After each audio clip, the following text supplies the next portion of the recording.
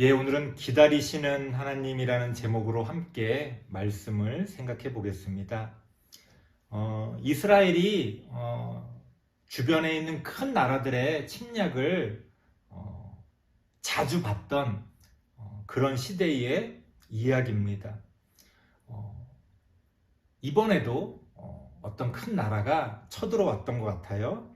하나님이 그 이스라엘을 구원하시기 위해 그때그때 위대한 지도자를 어떤 위대한 인물을 이렇게 세우셨는데, 이번에는 하나님이 천사를 보내셔서 기드온에게 내가 너를 세워서 이스라엘 민족을 구원하겠다, 이렇게 전해 주십니다. 우리 같으면 하나님이 천사를 보내서 내가 너를 세워서 위대한 어떤 일들을 맡기겠다 하면 아멘 하고 그 천사의 이야기를 따라 앞으로 나갈 것 같은데, 기드온은 그러지 않았어요. 기드온은 뭔가 좀 소심하고 자신감이 부족하고 또 걱정이 많고 그리고 때로는 의심도 많은 그런 사람이었던 것 같아요.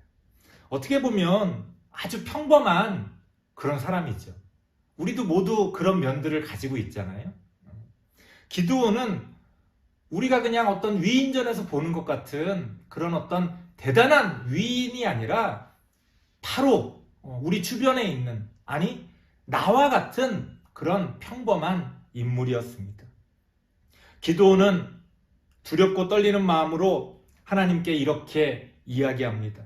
하나님, 저를 정말로 사용하셔서 이 나라를 구원하시려거든 뭔가 증거를 보여주세요.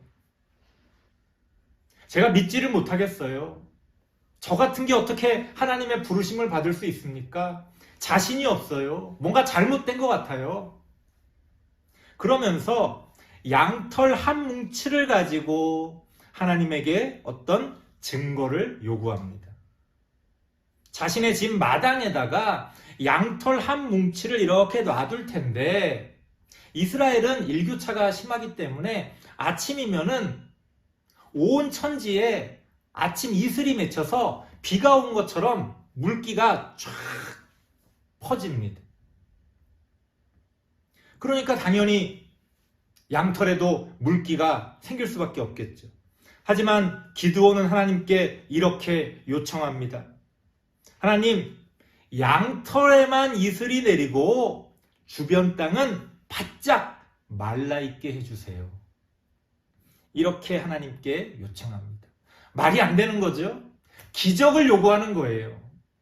아마도 기드온은 자기는 그런 인물이 될 수 없다고 생각했던 것 같아요.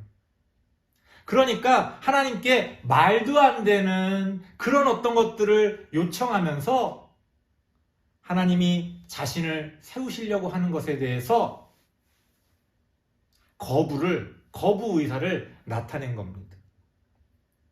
하지만 하나님은 화를 내지도 않으시고 기드온의 그 요청대로 기드온의 그 말을 들어주십니다. 다음날 됐더니 양털 뭉치에만 아침 이슬이 내리고 다른 주변 땅은 바짝 말라 있었던 거예요. 우리 같으면 이 정도 놀라운 기적을 체험했으면, 야, 하나님의 뜻이 맞구나. 내가 하나님의 뜻을 받들어서 하나님의 일을 해야 되겠다, 이렇게 생각할 법도 한데, 기드온은 그러지 않았던 것 같아요. 성경에 자세히 나오지는 않습니다만 아마도 이렇게 생각했던 것 같아요. 어쩌다가 한번 우연히 그런 일이 벌어질 수도 있는 거 아니야? 내가 그렇게 하나님께 요청하기는 했지만 어쩌다 보니 한번 그런 거 아니야? 기드온은 다시 하나님께 새로운 요청을 하게 됩니다. 하나님, 딱 한 번만 더 증거를 보여주세요. 그러면 제가 하나님의 말씀을 믿을게요. 그러면서 이번에는 거꾸로 하나님께 요청합니다. 양털 뭉치를 놔둘 테니 어쩌다가 어제 그런 거 보니 요새 날씨가 원래 그런 거 아니야? 이번에는 한번 반대로 하나님께 요청해 봐야 되겠다. 양털 뭉치를 마당에 놔두고 이번엔 거꾸로 양털 뭉치만 바짝 말라 있고 그 주변에 아침 이슬이 내리도록 하나님께 요청합니다. 만약 어제 있었던 일이 우연의 일치라면, 뭔가 요새 날씨가 갑자기 기후 변화가 생겨서 어제만 그랬던 게 아니라 뭔가 요새 그런 일들이 흔히 벌어지고 있는 거라면 이번엔 그걸 거꾸로 해달라고 했으니까 뭔가 내가 확실하게 알 수 있겠지. 그리고 생각해보면 어제 있었던 일에 정반대되는 일들을 요구함으로써 더 이루어지기 힘든 기적을 하나님께 요청한 겁니다. 하나님이 어떻게 나오셨을까요? 기드온을 책망하고 너처럼 믿음 없는 놈은 내가 본 적이 없다. 내가 너를 세우려던 거 다 취소다. 당장 저리 비켜라. 하나님이 그러셨을까요? 아니요. 하나님은 조금도 기드온을 책망하지 않으시고 기드온이 요구했던 그 기적을 다시금 보여주십니다. 다음날 됐더니 이번에는 양털 뭉치만 말라있고 나머지 땅에 이슬이 내려있는 거예요. 그제서야 기드온은 하나님의 뜻이 분명하구나. 하나님의 뜻을 따라 이스라엘을 구원하기 위해 떨쳐 일어나게 됩니다. 우리는 이 이야기를 통해 무엇을 알 수 있습니까? 흔히 하나님을 믿는 것을 요만큼의 의심도 없이, 하나님이 명령하실 때 요만큼의 주저함도 없이 우리가 하나님을 향해 달려가는 것을 믿음이 좋다라고 흔히들 생각합니다. 하지만 하나님께서 우리에게 바라시는 것은 그런 게 아니에요. 우리가 진심으로 하나님을 인정하고 진심으로 하나님이 나에게 맡겨주신 그것들을 고민하며 받아들이기를 하나님은 원하신다는 거예요. 항상 말씀드리지만 기독교의 하나님은요, 인격적인 하나님입니다. 무조건 명령하면 따라라, 이런 것이 아니라 우리가 진심으로 하나님의 뜻을 이해하고 하나님의 뜻이 옳다는 것을 인정하며 하나님과 함께 걸어가기를 바라신다는 거예요. 그래서 성경에 보면요, 오늘 본문에 나오는 기드온 이야기뿐 아니라 모든 성경의 인물들을 대할 때 하나님께서는요, 끝까지 기다리시는 모습을 볼 수가 있어요. 그 사람이 깨닫고 변화될 때까지, 그 사람이 하나님의 뜻을 받들고 그 하나님의 뜻을 따르기로 결심할 때까지 하나님은 끝까지 우리를 기다리고 계신다는 겁니다. 그래서 기독교 신앙은요, 어느 날 갑자기 그래,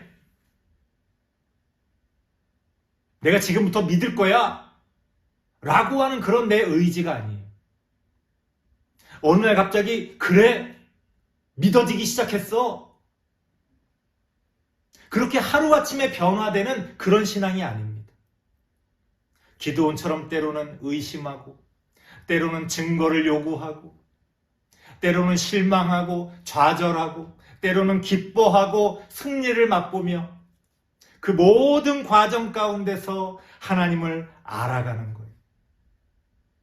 그러한 하나님과의 인격적인 관계 가운데서 우리의 신앙은 조금씩 자라나고 열매를 맺어가게 됩니다. 우리 다음 세대 친구들에게 지금 믿음이 있습니까? 사실 그건 우리가 알 수가 없어요. 하지만 여러분들이 하나님을 붙들고 하나님에 대해서 고민하며 그렇게 한 걸음 한 걸음 걸어간다면 어느 순간 하나님이 여러분들 옆에서 동행해 주실 겁니다. 하나님이 여러분과 함께 그 길을 걸어가고 계실 거예요. 부족한 여러분들의 모습 가운데서도 하나님은 끝까지 기다리시면서 우리와 함께해 주실 겁니다. 그렇게 우리를 기다리시는 하나님을 믿고 하나님과 함께 동행하는 우리 다음 세대 친구들 되시기를 바랍니다. 기도하겠습니다. 하나님 감사합니다. 항상 우리를 사랑하시며 우리 곁에서 우리를 지키시고 보호해 주시고 인도해 주시는 하나님, 그 은혜에 감사를 드립니다. 때로는 우리가 어리석고 또 무지하여 하나님을 알지 못할 때가 많지만 그런 우리들을 끝까지 참고 기다리시며 함께 해주시는 그 하나님을 믿고 우리가 오늘도 걸어갈 수 있기를 원합니다. 하나님, 오늘도 우리와 함께하여 주옵소서. 하나님, 오늘도 우리를 인도하여 주시옵소서. 우리가 그러한 과정 가운데서 하나님에 대한 믿음이 생기고 자라날 수 있도록 하나님 역사하여 주옵소서. 예수님의 이름으로 기도드리옵나이다. 아멘.